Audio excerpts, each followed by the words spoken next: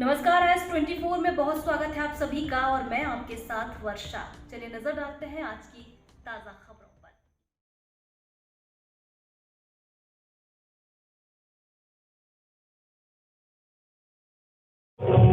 हाँ, ये वास्तव में बहुत बड़ा आयोजन था और ऐतिहासिक भी था। ऐतिहासिक इसलिए कि यूएनओ ने जो उद्देश्य रखा है इस कार्यक्रम का, ट्राइबलों के उत्थान और विकास के लिए, और हर साल यूएनओ एक थीम घोषित करता है। इस बार का जो थीम था कि इंडिजिनियस महिलाओं की पारंपरिक ज्ञान का संरक्षण एवं प्रसारण, वो उसी थीम पे आज का ये कार्यक्रम था, पूरा उसी पे बेस्ड था। अब आगे हमें इस यूएनओ क्या क्या कहना चाहता है, उसके विकास के, ट्राइबल के विकास के लिए क्या मॉडल है, उसका क्या तरीका है, हमें उसको समझना पड़ेगा और हमको यूएनओ के अनुसार चलना पड़ेगा, ना कि अपने अनुसार।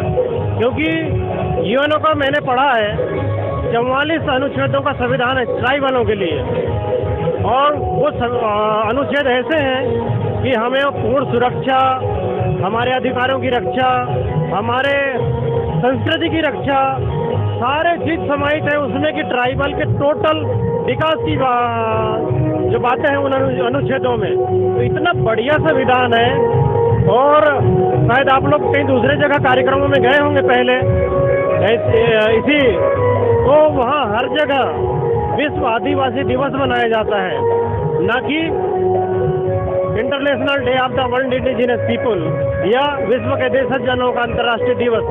ये एकमात्र ऐसा संगठन है जो ये दिवस मना रहा है, जो यूएनओ ने घोषित किया है वही दिवस मना रहा है। सर, कौन कौन से रंगारंग कार्यक्रम हुए और किस प्रकार की रूपरेखा बनाई कार्यक्रम की? इसमें टोटल सांस्कृतिक कार्यक्रम थे, और आपने देखा होगा कि पूरे भाषा पे आधारित थे, न कि हिंदी गाने या और जो फिल्मी डांस, इस टाइप के कोई भी नृत्य नहीं थे। सारे के सारे हमारे जो फोक सॉन्ग है, कल्चर सॉन्ग है, वही सॉन्ग के ऊपर ही पूरे गीत थे और हमारे नृत्य थे। मुख्य अतिथि के रूप में कौन उपस्थित हुए कार्यक्रम? मुख्य अतिथि के रूप में इंदौर से सुशीला दुर्वे जी उपस्थित हुई थी, और वो एक गोंडी साहित्यकार हैं और सुनेम प्रचारक हैं वो। तो राजनीतिक व्यक्तियों को दूर रखा गया, तो इसकी प्रति क्या भावना? राजनीतिक व्यक्ति कभी भी इस दिवस को नहीं समझा है।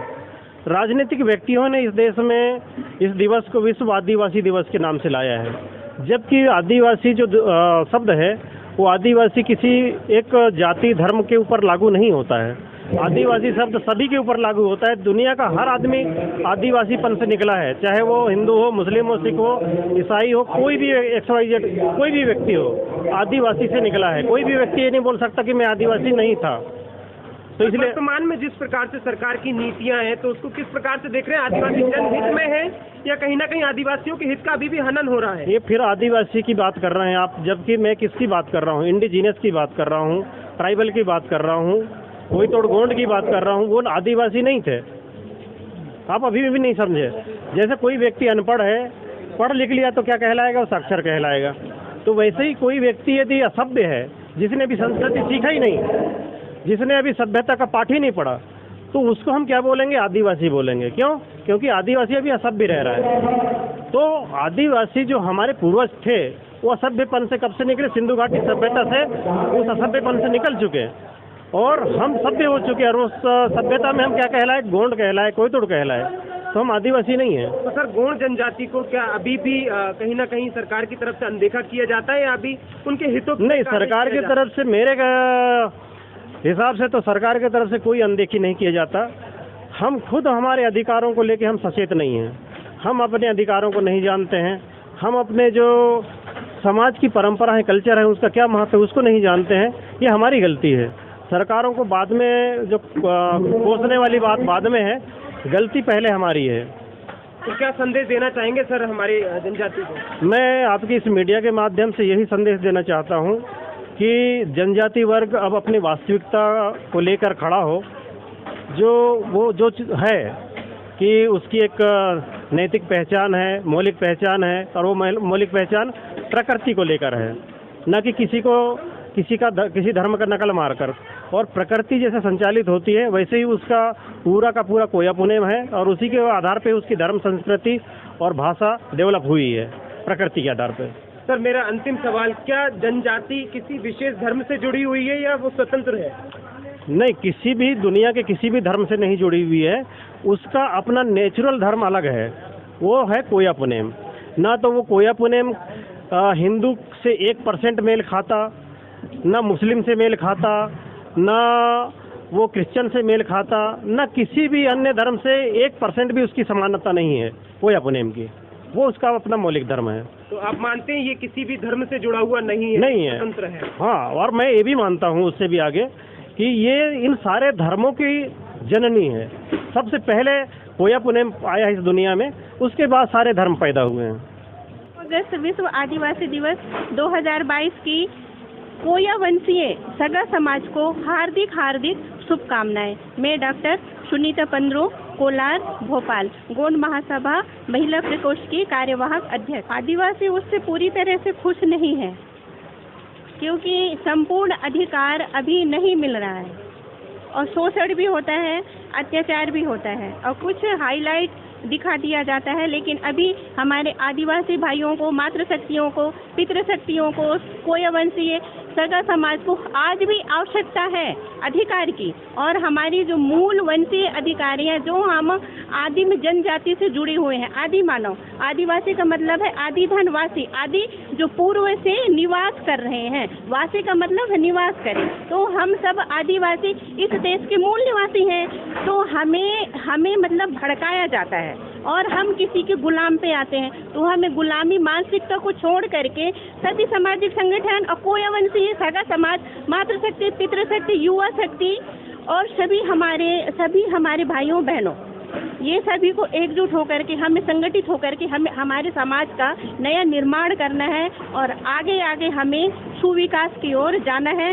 तब हमारा आदिवासी जनजाति समाज का विकास होगा।